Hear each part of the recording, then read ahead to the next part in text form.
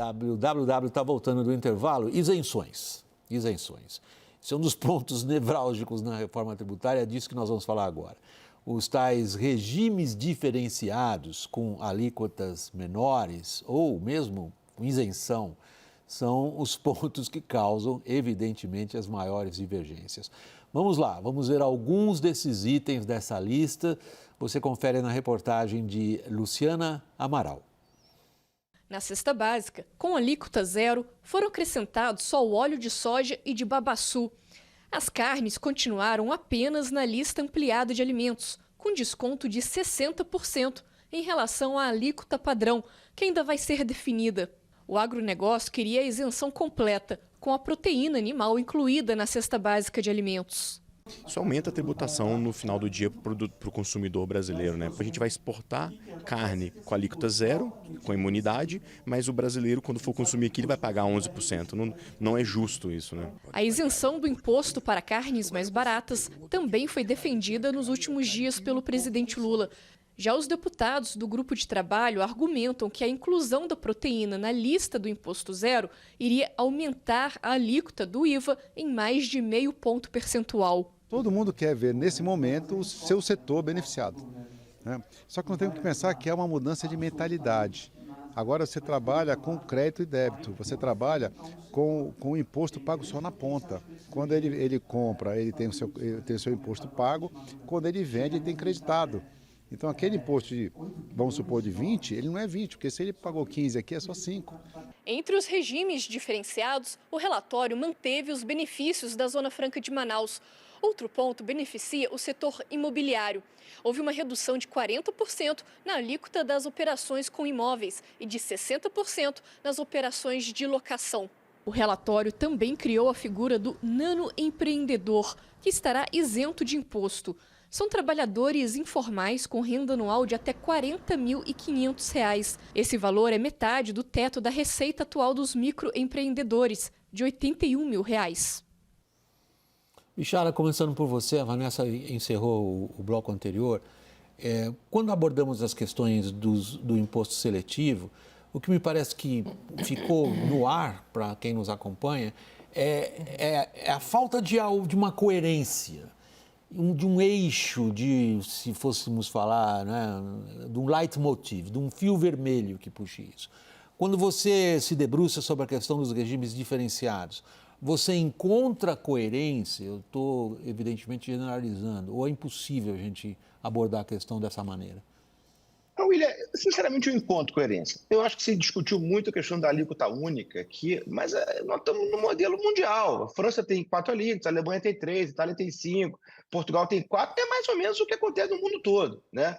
Eu acho que você tem um núcleo duro de operações, você não pode tributar com o IVA cheio, educação, saúde, transporte, acho normal. Então, sinceramente, não me escandalizou isso não.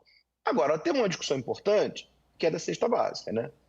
E aí a ideia hoje é que ela seja substituída, né, essa isenção geral, seja substituída por um subsídio financeiro dado diretamente ao hipossuficiente, que na teoria é melhor, né? Sempre que o subsídio puder ser financeiro, ele é melhor que um tributado, porque ele atinge apenas o rol de pessoas realmente necessitadas. Só que isso não é tão simples assim, né? Primeiro que nós vamos ter que ensinar para um sujeito que ganha um salário mínimo conceito de capital de giro, né? Ele vai ter que pagar o tributo para receber depois no cashback. Então, acho que enquanto não tiver afiado, seria positivo que a gente ampliasse um pouco a cesta básica. Por exemplo, a discussão do sal, né, que é uma coisa fundamental, até para que se cozinhe os itens da cesta básica, a própria carne. O presidente prometeu picanha e cerveja para todo mundo, né? O presidente deve estar mais preocupado com isso do que a gente. Então, eu acho que até o modelo de cashback está funcionando perfeitamente, é razoável que a gente tenha uma discussão mais madura sobre a cesta básica. Agora, não entendi o que aconteceu hoje, porque hoje entrou o óleo de babaçu, né, que eu, confesso a minha ignorância, não sabia o que era óleo de babaçu. Aí fui espiar aqui no Google, descobri que ele é muito bom para fazer massagem e hidratante de pele. É a cesta básica regional, vai ver. É, a cesta básica regional. Você sabia que era hora de babaçu? Não sabia. Eu também não sabia o que era. Vamos lá, Thaís. Também fui olhar. Vanessa, eu queria te ouvir exatamente sobre o cashback. Sempre teve essa discussão, né? Do que era mais eficiente do ponto de vista da política pública. Do benefício ser exatamente para quem ele foi criado da forma mais eficiente possível. De novo, sobre as distorções, do ponto de vista das isenções, qual o teu quadro? Na verdade, o Brasil optou por seguir o modelo do IVA que a gente chama de IVA velho, né? Que é o IVA em que havia várias alíquotas e há várias eleições de bens e serviços meritórios, que é mais ou menos como se chama saúde, educação, cesta básica, itens de higiene, até serviços de turismo, hotelaria, acomodação. Em geral, nos países que têm mais de uma alíquota, tem esse tipo de diferenciação. Então, o Brasil não destoou muito na eleição desses bens e serviços chamados meritórios. Mas os aspectos negativos são, o que você colocou, que a alta renda se apropria muito mais do montante da renúncia fiscal, porque consome mais alimentos, consome saúde e educação privada, e os mais pobres não, né? Consomem menos alimentos mais baratos e não consomem saúde e educação privada. E a segunda talvez consequência negativa que as pessoas se atentem menos nesse momento, mas que daqui 10 anos a gente vai estar aqui conversando, são as áreas de litígio, né? Então, tem um tipo de queijo ali na cesta básica. Se você misturar aquele tipo de queijo que está lá com outro tipo de queijo, vai estar na cesta básica ou não vai estar? Que é a briga atual da classificação dos produtos. Então, que gera, mas isso é uma consequência... bombom, é chocolate ou é biscoito? É inevitável. A hora que a gente escolheu fazer uma cesta básica, escolheu fazer uma lista de medicamentos, aquilo vai ter zona cinzenta e vai ter litígio. É o nível de litígio que a gente tem hoje? Claro que não. São casos meio anedóticos até. Na Europa, eles sabem de cor. Né? Não dá para comparar com o que tem hoje. Mas são duas consequências negativas inevitáveis. Todo país do mundo que escolhe ter cesta básica ou de alíquota reduzida para determinados serviços e produtos enfrenta litígio de um lado e aumento da alíquota padrão de outro, né? Dani? William, queria chamar a atenção para duas muito prováveis modificações que ainda devem aparecer no texto da reforma tributária, que não surgiram hoje na divulgação do relatório, mas ali nos buchichos ali, deputado conversando, já admitindo que isso certamente deve aparecer na semana que vem, quando os líderes se reúnem com Arthur Lira, vão discutir mudanças para o texto em plenário. Uma mudança é a possível inclusão das carnes no desconto integral do IVA, ou seja, 100% de isenção. Por quê? Porque você tem dois grupos muito fortes querendo isso. Presidente Lula, e aí puxando todos os partidos de esquerda, e principalmente Frente Parlamentar da Agropecuária, que pretende votar o mais unida possível em torno disso. Então, ali você tem votos mais do que suficientes para ter uma emenda em plenário que corrija isso. Carnes, muito possivelmente, devem entrar com 100% de isenção. E outro ponto que é uma modificação no cashback de saneamento básico, contas de luz e contas de água e esgoto, e contas de luz, tarifa de energia elétrica. Hoje, 50% de desconto no CBS e existe uma proposta ganhando bastante corpo de ir para 100%. São as duas mudanças ali que hoje se falava que vão ser as mais prováveis na semana que vem.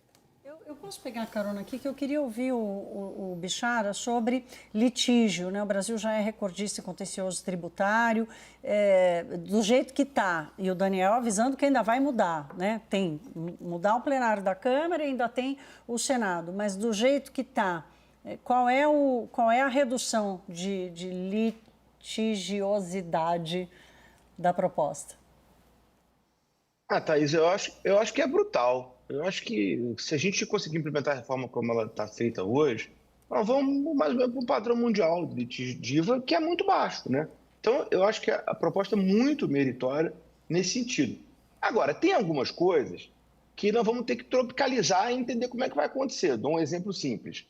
A questão da devolução do crédito. Eu até acho que os créditos vão ser devolvidos, que o Comitê Gestor vai funcionar para isso. Eu dou realmente esse voto de confiança.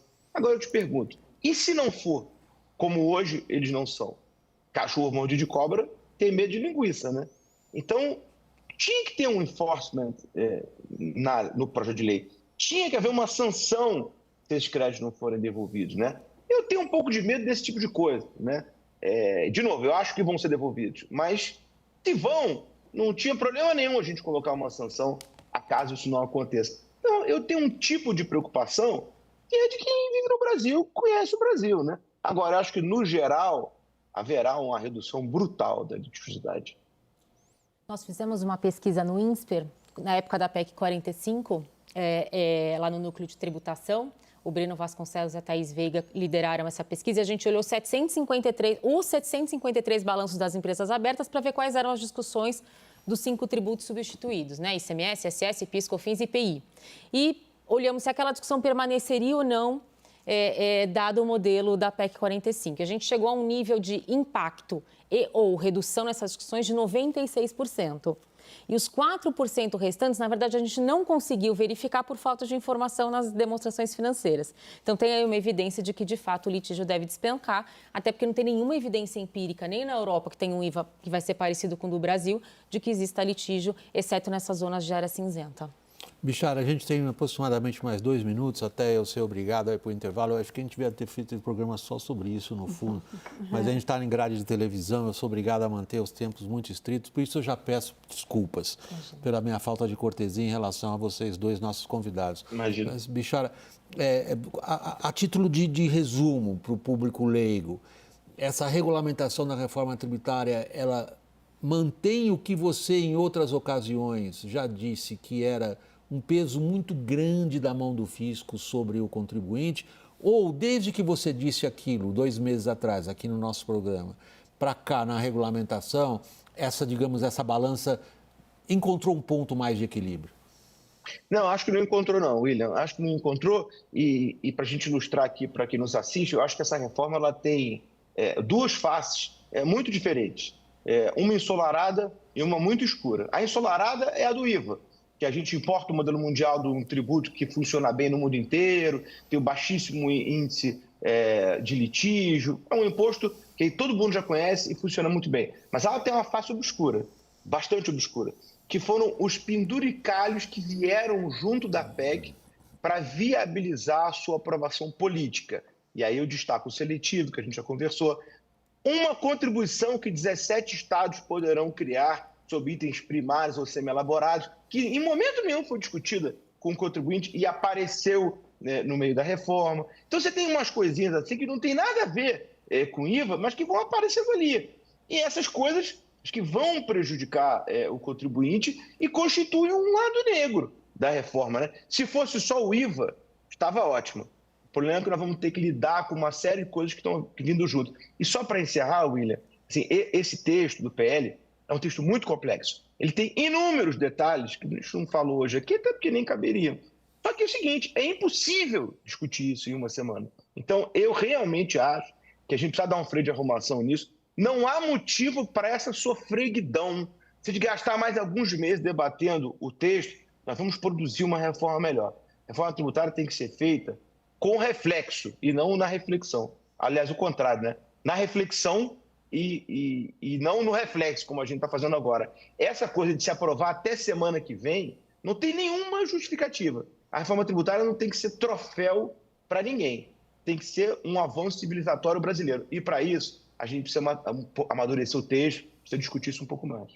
Estamos diante de algo perigoso, Vanessa, a título de resumo?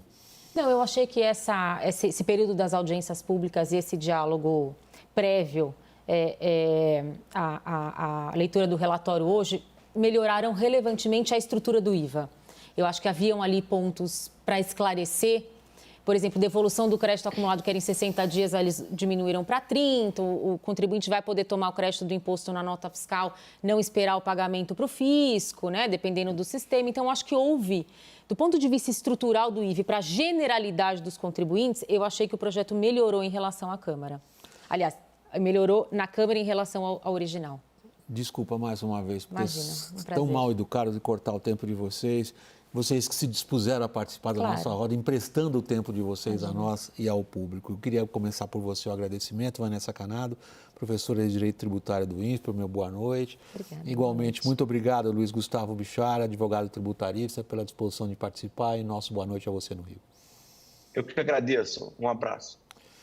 Nós vamos para o intervalo. Daniel e Thaís continuam comigo. Depois o nosso assunto é a esmagadora vitória do Partido Trabalhista lá no Reino Unido nas eleições de hoje. Até já.